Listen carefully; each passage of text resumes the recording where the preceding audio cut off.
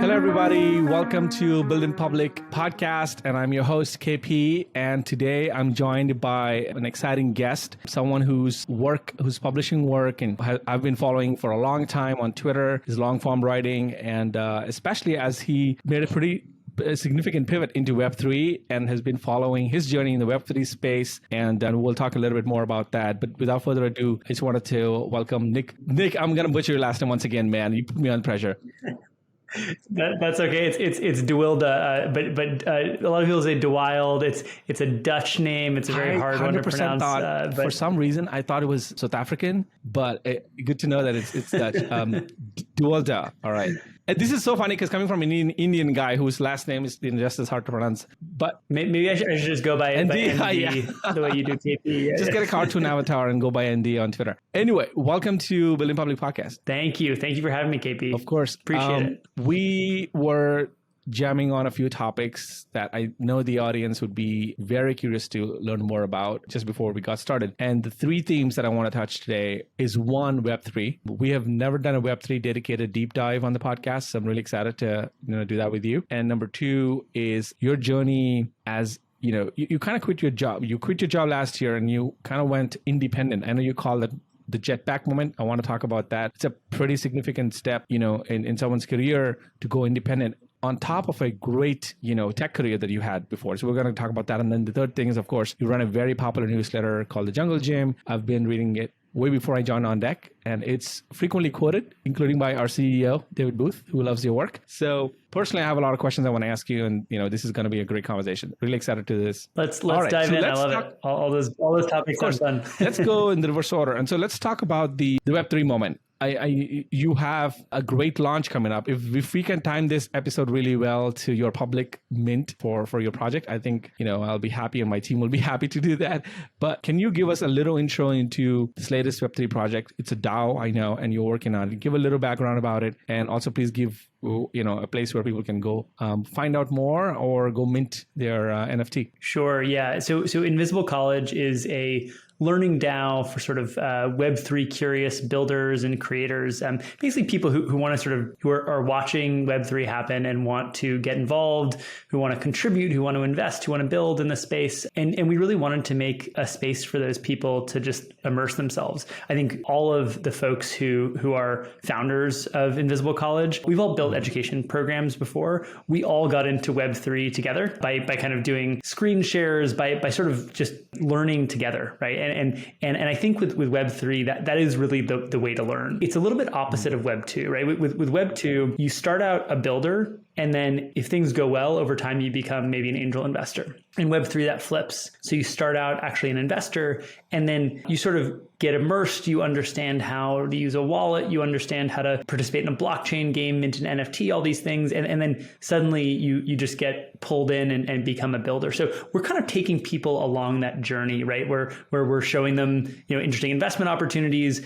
Some of those are actually bubbling up from in Invisible College. And then actually we're going to all work together to build courses to be able to help empower builders to be able to launch their own things. And so that's kind of the ethos of IC.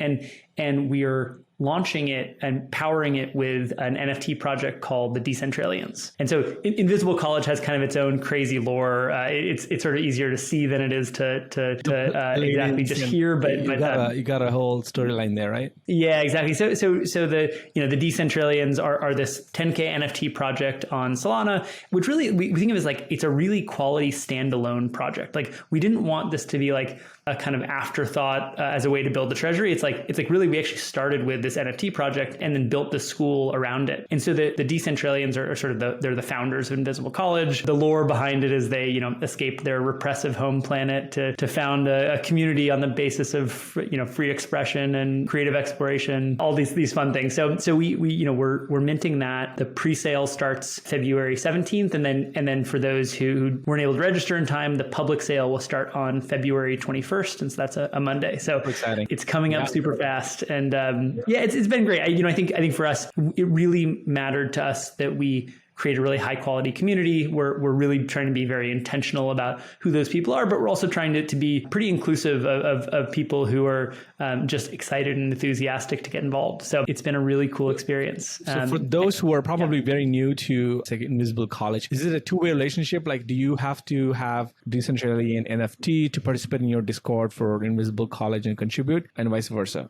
So eventually it will be NFT gated. At the moment, we haven't minted any Decentralia, so the Discord is open, but you will eventually need to have a Decentralia in order to participate in the community. What we may end up doing is actually also selling subscriptions so that people who want to be able to try it out before, who maybe have never minted before, or who are really new to Web3, can sort of do it in a sort of traditional Web2 way, where they can test it out, do a monthly subscription until they feel comfortable, and then they can buy a Decentralia and sort of get this all access pass for as long as they're a holder. And we think, pairing an NFT with a school has this really neat kind of impact on both assets, right? Like with an NFT, like one of the big reasons why I think a lot of people are hesitant to purchase their first is like, you don't want that NFT to like sink in price and then have to be able to tell your significant other that you can't go on vacation because you minted too many toads and penguins and like, they all tanked in price. And so, by pairing an NFT with value, with a school that you can actually be a member of, we think that there's just this, it sort of sets this nice floor on the price of the NFT. And so we like that. And then if you look at it the other way, we're like, hey, okay, I'm going to mint this NFT. It gives me access to all these courses. But if, let's say at some point, the community, the courses, the events, they're sort of no longer serving you, right? It's no longer where you are. You can sell that membership to somebody else and recoup. You can at least recoup your costs, maybe even make more than when you bought it, right? So there's something really powerful that, right? Imagine if you could sell access to your alma mater, right? Your college would probably be not hitting you up for donations all the time, right? They'd be working harder to serve you. And so we think it aligns incentives in a nice way. And then the DAO, someone who went to Stanford, correct? I'm sure that experience of being an alumni, Stanford grad school, correct, is fresh in your mind. Yeah. Yes. So undergrad and grad school, yeah. Because I went to Vanderbilt, so I have a little bit of resonance to what you just said about like alumni feeling like we're hit up only when they need money or they're doing a fundraising round for the next round. But I feel bad too. Like I just don't know how else to contribute. And then the only way I think about is just like maybe you just can give them some money, etc. But if there's a way schools can tap into alumni for expertise. For example, if Vanderbilt invited me to do a 30-minute session on Build in Public, I could do that in my sleep, and I would be way more joyful, feeling like I'm contributing and really doing something. And like there's a direct linkage between me and the current batch, as opposed to like when I went to school, like, I don't know, 10 years ago, and feeling like I'm still part of the ongoing narrative about the school, as opposed to like just one time, I just went to school and then there's not much of a ongoing relationship both ways, and I think, yeah. Sure. Totally. I mean, I think like when we think about that, like the magic of kind of Web3 is you collapse this definition between owner and customer, right? And by kind of giving people, by building this DAO where everyone feels like they have ownership of it, you can actually have a school that's owned by the students. Now, what they own is they own these NFTs, right? Which should go sort of up in value or down in value depending on what the school ends up producing as an organization. But like you end up with kind of ownership, right? And it turns out like actually all the things that result in real learning come from creating, come from building, come from writing, come from, like doing things, right? Being active. And the consumer mindset of education is I'm purchasing, masterclass, right? I'm going to sit back and consume educational content, but very few passively. And very, very few people cite that like content consumption as their most impactful learning experience. It's usually like work for most people is where they learned the most. And so DAOs sort of make it easy, and Web3 sort of makes it easier for people to do the kind of work that results in real learning. I love that.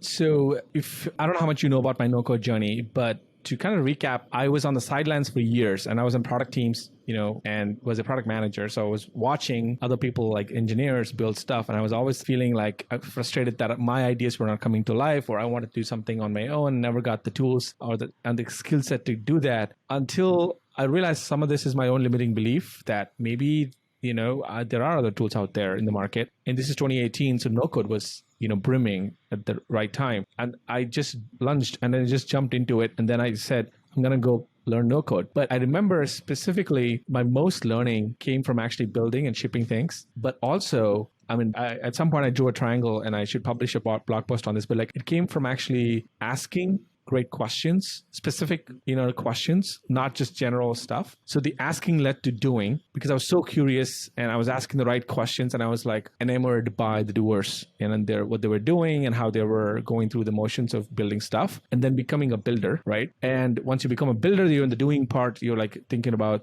all the pros and cons of certain things, and like you get into nitty gritty. And then actually the trifecta, the third thing is teaching. And, in James Clear's famous words where he talks about, when you teach, two people learn, because you're also revising what you've internalized along the way. And I wonder, this is a random riff on top of what you already shared. I wonder how much of these triangle spots are being covered by learning DAOs today, and I think that should be a great flywheel or an engine. Yeah, I think one of the really interesting things is if you ask somebody who's the best teacher, right? They'll usually cite somebody who's like, oh, well, I'd want to learn from a master, right? Someone who's been doing this for 20 years, right? But in reality, that's actually not the person you want to learn from. You want to learn from the person who's currently like on the mastery journey, who's maybe 2 to 3 steps ahead of you, right? And that's sort of the magic we see in this moment in Web3, right? So all the courses we're going to do, right, in Invisible College are stuff that we've literally just been doing. So the folks on our faculty, we just launched a blockchain gaming guild, and we just did the crowdfund for it and all sorts of stuff like that. And so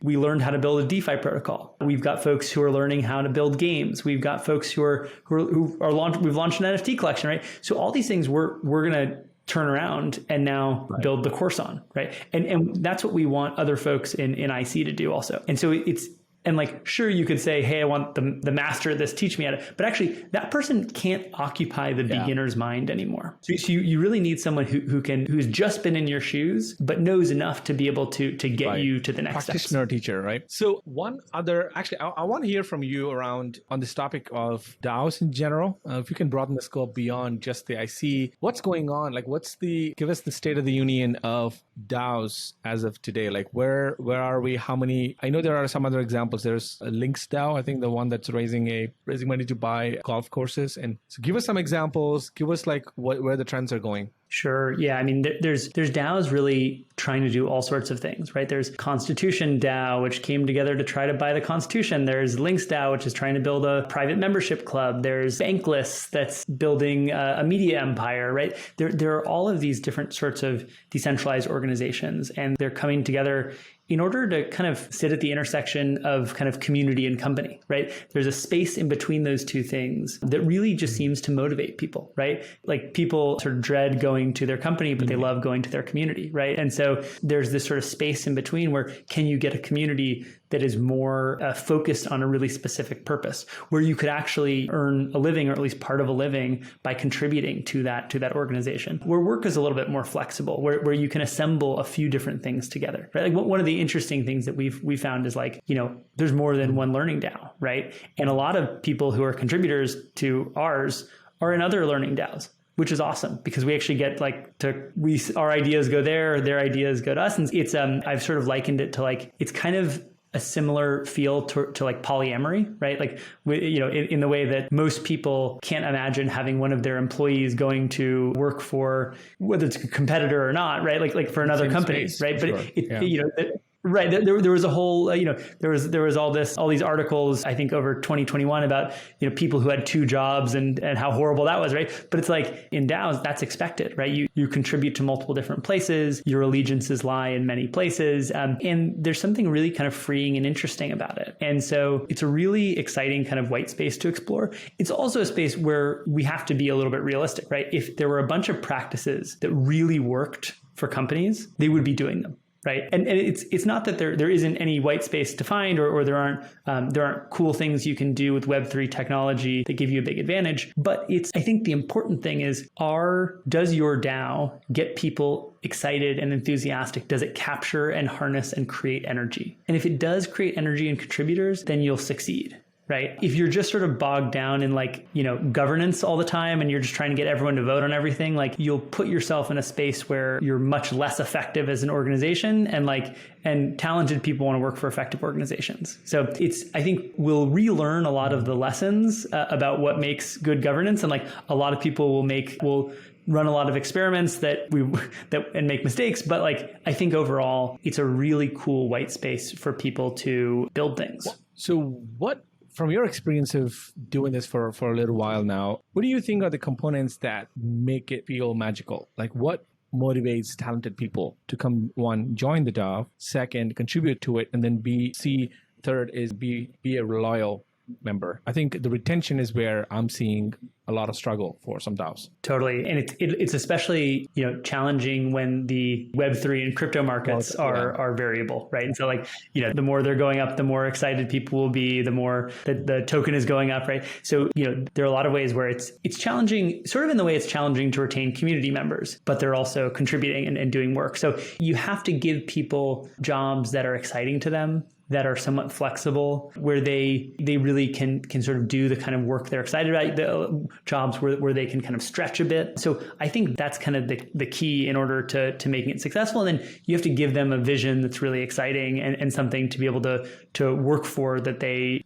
sort of naturally want to geek out on and get excited about. I think of DAOs to some degree can be like side projects or open source projects for non-technical people. Now, they can also be side projects for technical people, but that's always sort of existed. So I think it represents sort of a nice different kind of break from work where you don't necessarily have to be launching your own thing. You can be collaborating and building community with people as you're working on something on the side. It reminds me of, Homebrew Club, Steve Jobs and Steve Wozniak had back in the day. There were members of it, and people would just come and tinker. And they would just, hack away for a day or 2 days or 6 months, if they wanted to. And there was really no company-like agenda for those. Like there was no Q2, Q3 quarterly goals. It was mostly curiosity-driven, experimental things that they built, like the famous blue box or whatever they built, with the telecommunication systems back in the day. So do you see that happening in your community where there's a lot of people who are just tinkering? And they're just having fun, they're learning, and maybe they're challenging themselves, in a certain topic, but there's really not a grand motive behind everything. Yeah, I mean, I think we're in that moment. Everyone has their own kind of Web3 journey, right? Like when you first get in, it's really just hey, there are all these cool projects I want to explore. And then you get this kind of itch to start something of your own, right? And when you do that, you start looking around for other people who might be excited about the same stuff that you are, right? You look at a DAO, should I build an NFT collection, right? And then you start just sort of exploring and tinkering. And that's a really it's a powerful process. And everyone in our community is at a different stage of that. And so, it's really the community is kind of the place where they meet up and collide and be able to talk about what they're working on. We've got some groups that are sort of building in public within the community, right? They have their own channel, right? That where they talk about what they're doing. They talk about their struggles. They talk about their successes and their fundraise. And our members get to watch what they're doing and get to see if hey, do I want to invest in this? Because a lot of these Web3 organizations, they'll have an NFT or a token or something that they can launch at the end. And so there's a really kind of powerful pull. And by sort of getting those people on board and getting them excited, then you can ultimately really kind of build out this cool community. Is there an opportunity to systematize some of the NFT project creation and, kind of maybe incubate some of these projects? I'm looking at OpenSea and, if you see some of these, even Solana for an extent, I know you're more Solana friendly, but a lot of these project creators are going through the same motions, right?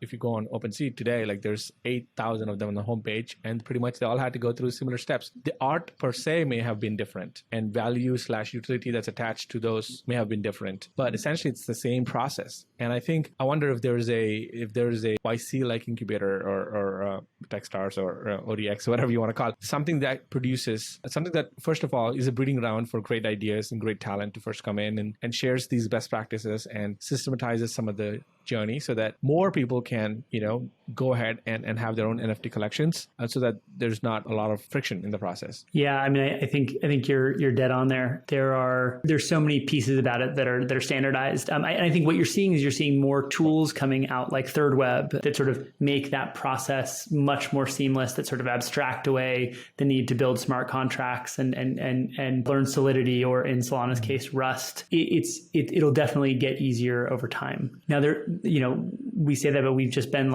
wrestling with our Mint site and trying to handle a bunch of these rules that we made for different parts that we don't want to appear on the same NFT. So, there are, I think on the face of it, it seems like a simple kind of straightforward set of steps. And then, like all things, kind of once you get underneath, it gets more tricky, especially if you want to do something that is a little bit more of a complex, rich project.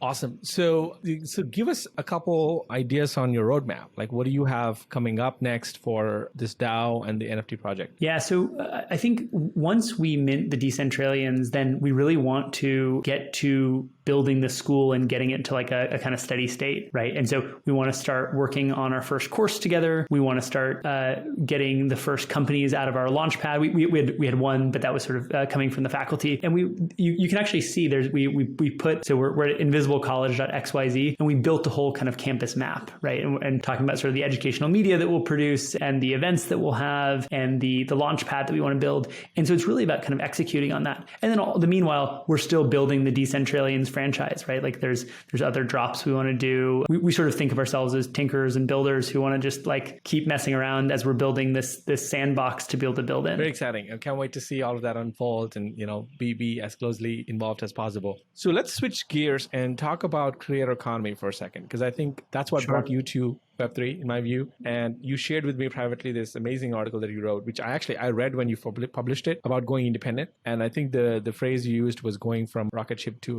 Jetpack or something like that. So can you give us the quick summary of that article? And I have a couple specific questions on that. Sure, yeah. I think in September of 2021, I made the decision to leave my company, I was in product marketing there, and it was growing like crazy.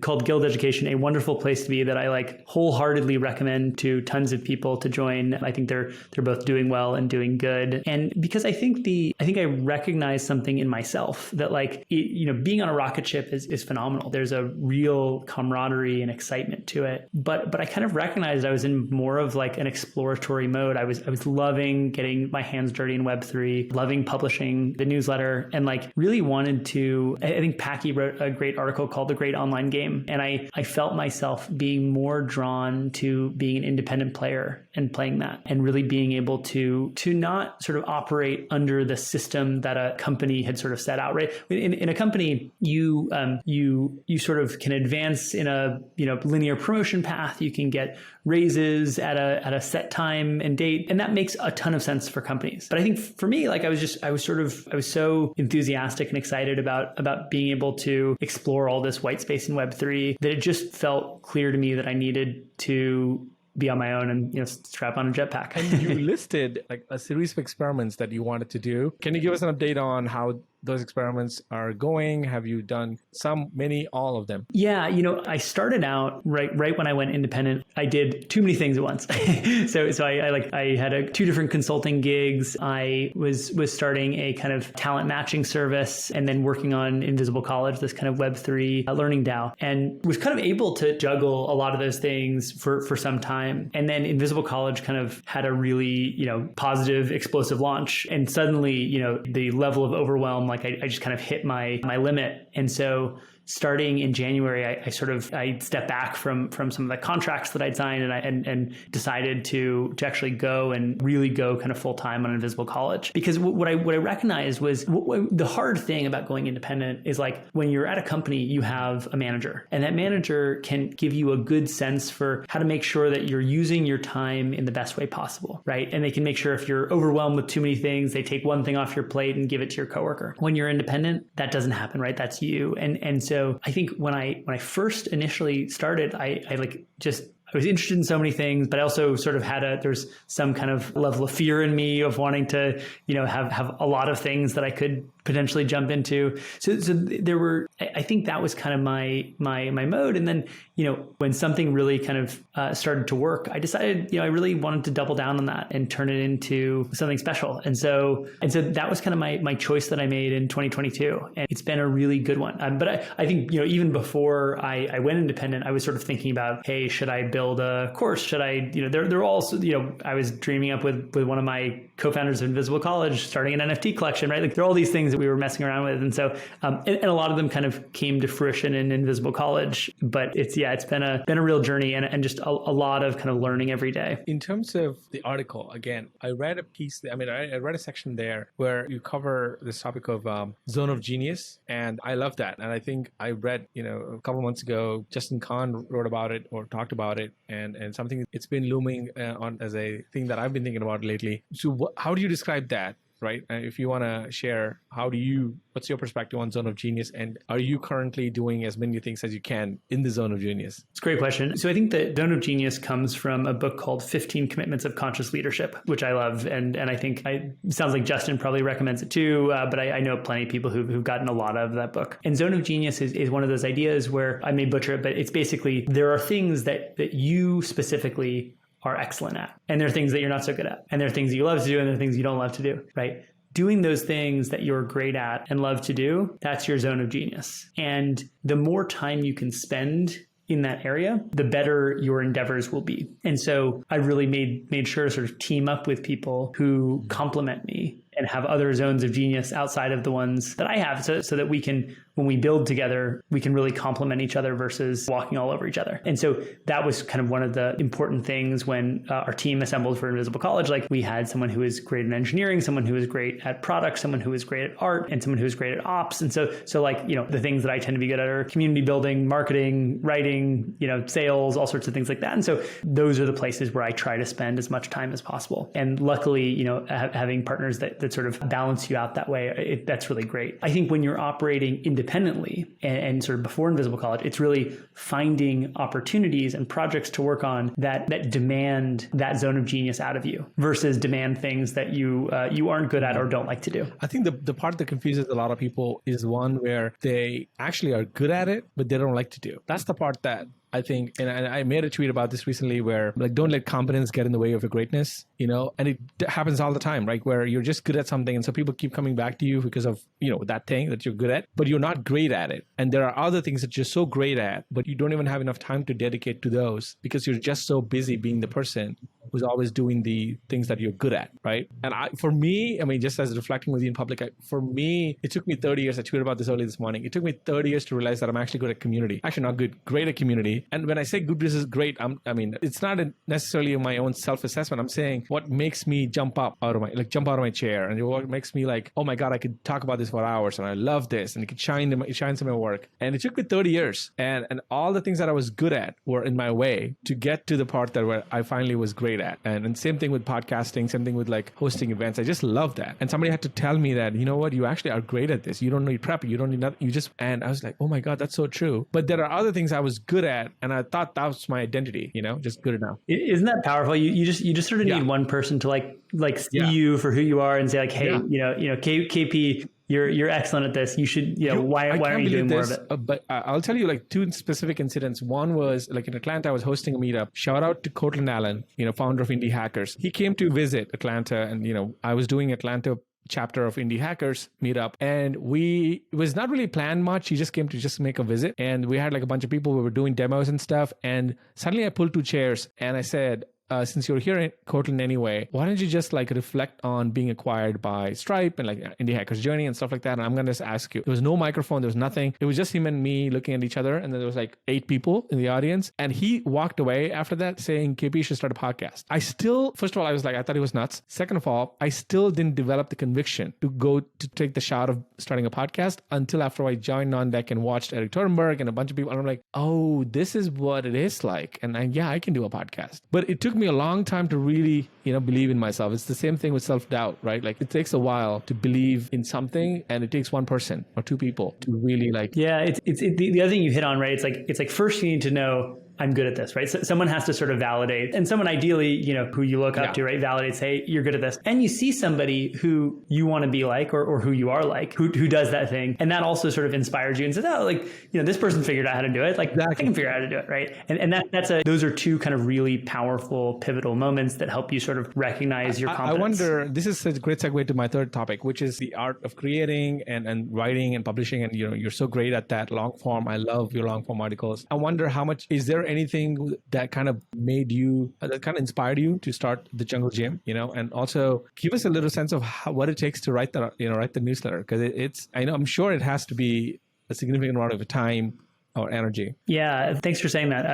So I started the Jungle Gym in, I want to say it was 2019, and really just, I'd been writing on Medium since maybe 2013 or something, and was sort of tired of like renting my audience, right? And so like the idea of just like capturing emails and having sort of this direct communication and this permission to be able to bother them in their inbox was very enticing. And when I commit to doing something, I just kind of do it, right? It's the idea of like letting, even if my audience doesn't feel let down if they don't get it in their inbox, like I feel like I'm letting them down. And so, it's really important to me to follow through on that. And so it's just kind of pushed me to really want to make the Jungle Gym something special. I just noticed there's so many people who their careers just feel like a mystery, right? And it's this weird thing, right? Where career has become so important. It's become so defining for people's sense of self. But also we're just in this moment where you may no longer need a company to have a great career, right? Like there's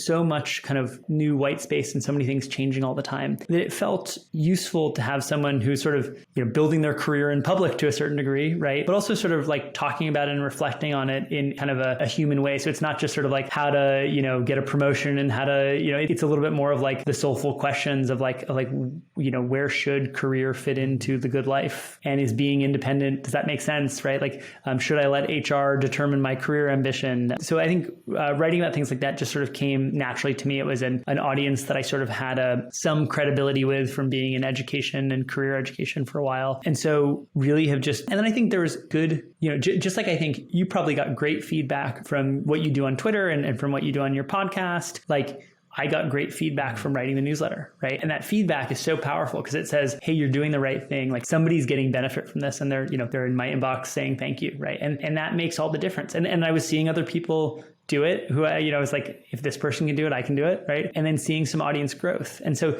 those things together just really kind of inspired me and made me want to, push for it. You've been consistent at it, right? Do you weekly or bi-weekly? What's your cadence? I do it every other week. And you're talking to me at a point of stress because we have the pre-sale for our mint coming up and then public sale on Monday. And in my timeline for the newsletter, I have an issue that's due to my readers on Sunday. And this is like the moment that I have to decide if I am going to pull the trigger and do my Sunday newsletter or if I'm going to let it lapse a week, which I am not sure where I will come out on this because it's two things that I care about a ton. As a subscriber, Please. as a reader, I would love a paragraph. Please, yes. Not an essay, given what's going on. And I would have the rest of the page blank, almost like a joke, or the rest of it say, this is what's going on. And because it would still show this sheer commitment that you have. Because like I said, I admire people. Like I have a lot of, I have a lot of great qualities, I think. But the thing that I don't have is this consistency streak. But also I look at it as a way to indicate whether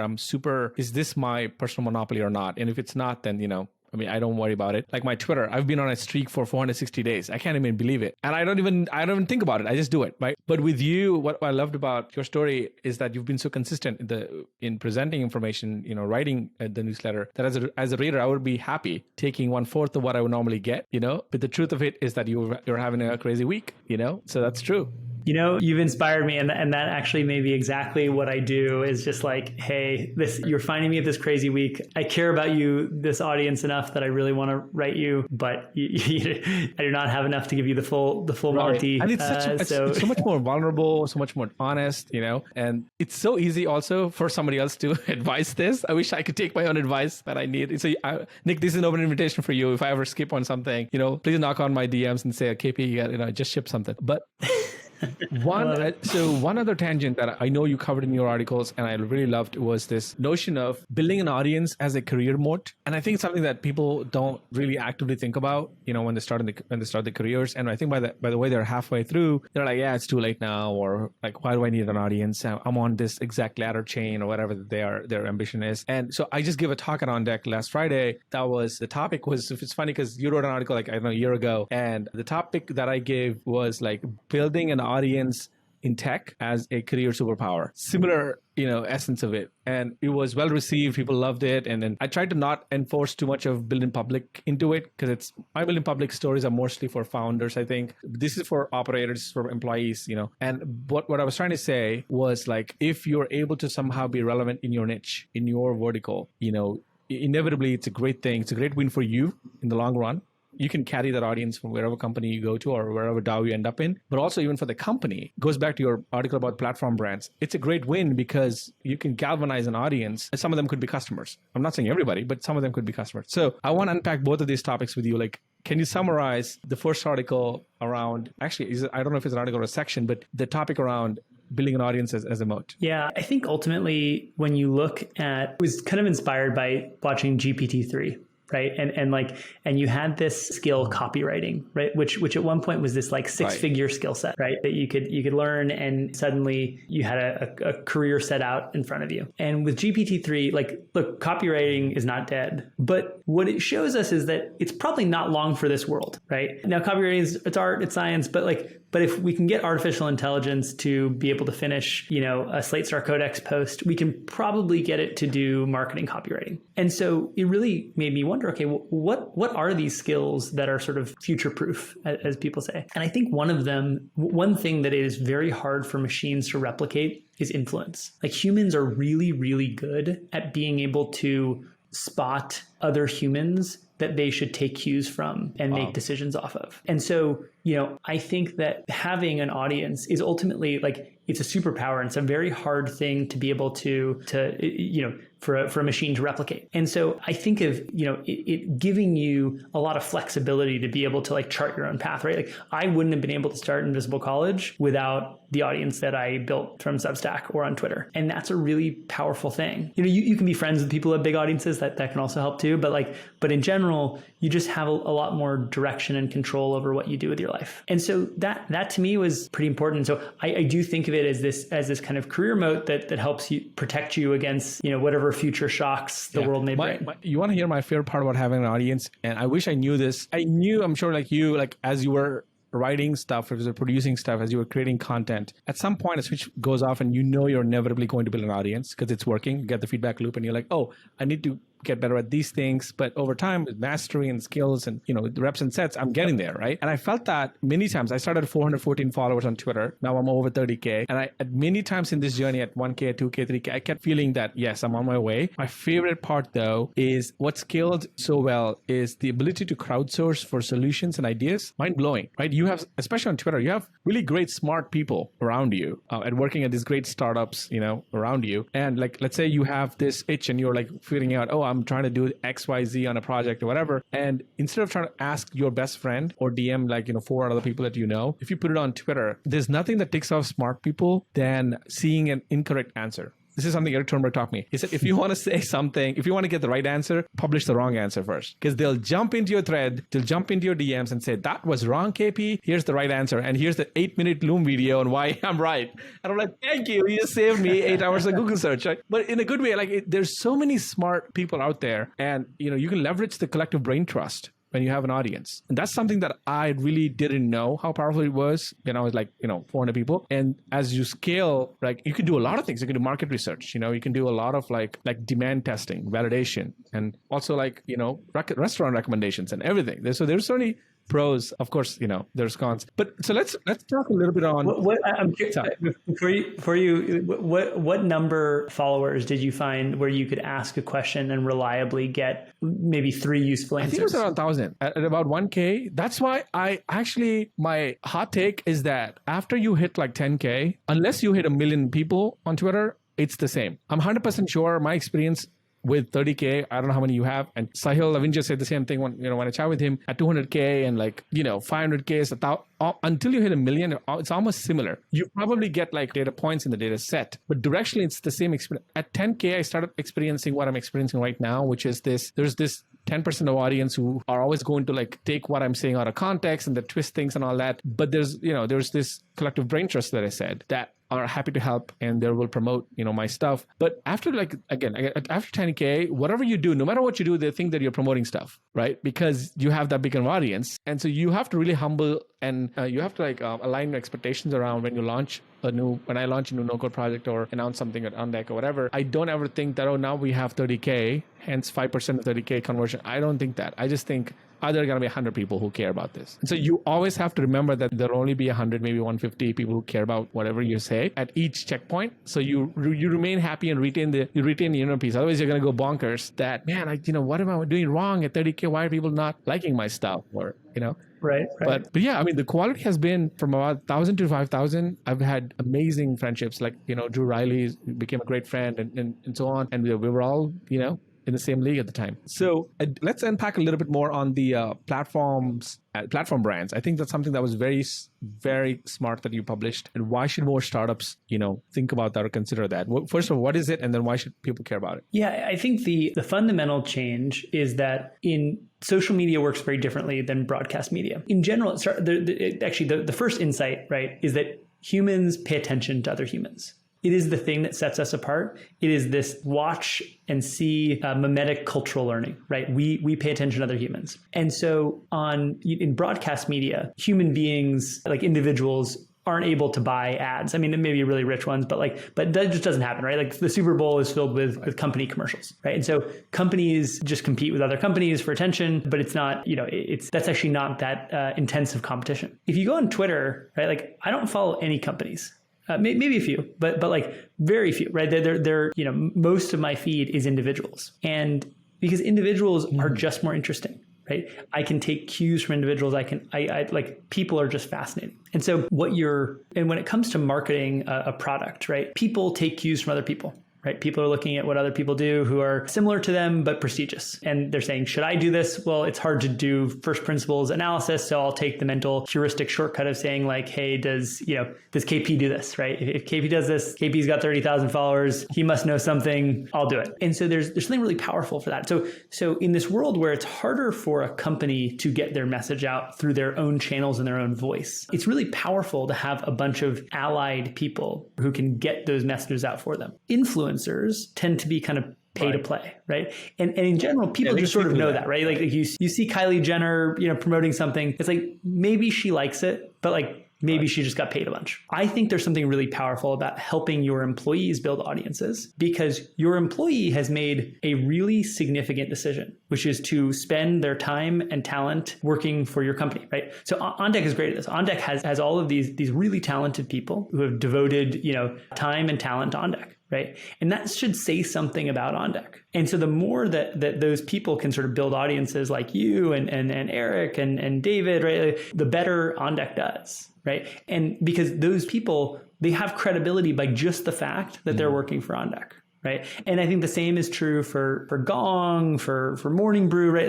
Like there are these brands where like they're, it's sometimes it's the founders, but often it's the employees build these audiences and have this crazy reach. Now, yes, some of those people will get big and leave, but like, frankly, there's almost no better advertisement for your company than being able to send successful people off on to do their next thing. Absolutely. And also the long-term play there is that they come back, they become advocates, they talk to other early talent, when they're applying for the jobs. Like my favorite part so I was never into chatbots. I didn't give a shit about chatbots, but I was into David Cancel and Dave Gardot and their podcast, and because of that content and what they did, I cared about Drift. So this is another famous example. I didn't even know what Drift was. I didn't care about Drift until I heard about them. I liked them. I see, like you said, like there's a similarity and there's a mimetic. Oh my God, they think like how I think. They're open-minded, so on. So, and then, then I care. A lot of my current audience are just like that, right? I don't think a lot of them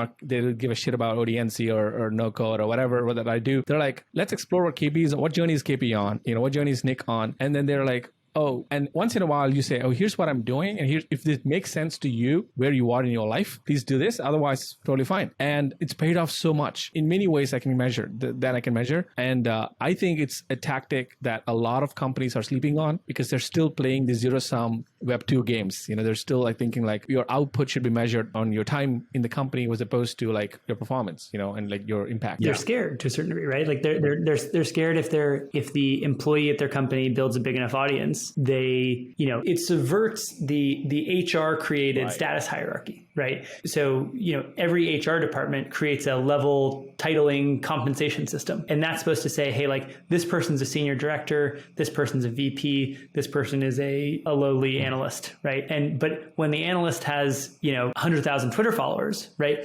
The power differential changes slightly. And we're also now living in this world where, people are like, Twitter is it's a water cooler, right? It is sort of if you are an independent worker or you are even just a remote worker, right? Like no matter what company you're in, like you're spending time on Twitter as like the place to banter about what's going on at work, right? And so the kind of status hierarchies that every company has kind of invented are breaking down. And so, better to sort of take advantage of that than to just, let it steamroll you. As we go forward into the world where I think this is inevitable, where there will be people who will be doing multiple gigs, like the multi-hyphenate, like the polywork thing we discussed at the beginning, whether it's in multiple DAOs or multiple like consultants to multiple companies, it's inevitable that some of these, ambitious, successful talent, they can be contained in one box, like back in, in 90s or whatever. So you might as well just embrace it, because you're better off that way in the long run. So, all right.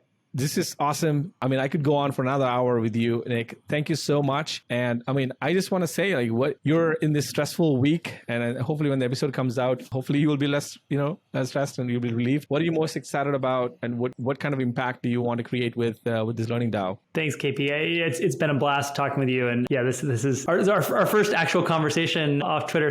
So fun to get to meet you this way. There is stress this week, but it's also, I like stopped, earlier this week. I was kind of like, our something in our mint site, there was a bug in our mint site or something like that. And I was like, telling my wife, I was like, it's, one thing after another. And then, I just kind of realized like, man, we live in 2022. We get to go mint an NFT collection and like in the first, couple of years of this technology's existence, and get to have our Discord community pop up with a whole bunch of these like avatars we created, and then build a school together. Like, what a special, amazing thing. And I think, I have these moments of reframe, which are just so magical and powerful. And then you sort of realize like, you're doing this thing that's exciting and special. And so, I think when I think about Invisible College, right, like I think there's this magical experiment I want to run, which is like what happens when you give students ownership of the school. And luckily, we've got a community of like, almost 4,000 people who are just like jazzed to try to run this, and some of those people will end up buying NFTs and coming along for the full journey. Right. And it's just, we live in this moment of like experimentation. And I think this experiment is one that I'm just really excited to run and like change some lives, give some people sort of these really energizing livelihoods and jobs that get them really jazzed. So there's, I think, a lot of cool stuff that's ahead. So that's what I'm excited about. Awesome. I just want to wish you all the best and wish the entire Invisible community DAO and the team all the best. And hopefully I'll catch you on your Discord, and maybe we'll do something for Invisible College Insight. All right. That's it. Thanks, everybody. See you, Nick. Thanks, KP.